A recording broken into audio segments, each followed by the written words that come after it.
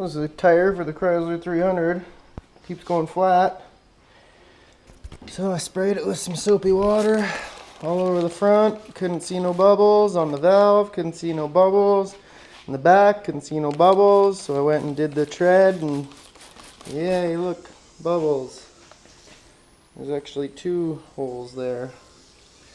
So I got them marked, and I'm going to repair them. I'm going to fix them. It's the only kind of thing I can fix on a tire, actually. So you mark your holes. I got them marked. I can see them there. You don't want to let all the air out of the tire. You could just hold the button down for a long time, or use one of these little tools to take the valve out. Oh, there it is. Set that over there.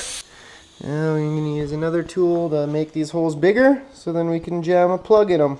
Let's do that. Here's the tool you do that with. It comes in a little tire repair kit I bought years ago.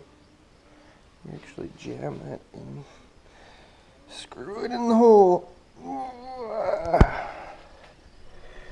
So you just put some crazy glue on this thing and in the hole that you reamed out there, and then you hammer it in with this little tool, and then just pull this tool out and that thing stays in there.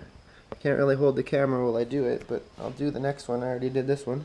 I'll do the next one and show you after. There's a second hole patched.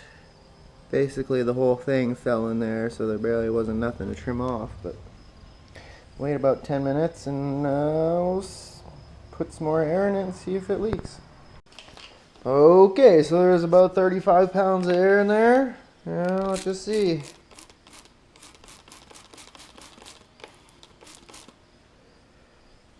Oh, I think we fixed it. No bubbles. Now I just gotta put it back on. I shouldn't even put the other spare thing on there. Oh well. Yeah, buddy. Been driving this thing around for like a week. Look at the tire. Oh yeah, buddy. That patch or that plug I put in there, double plug, doing its thing. Yeah.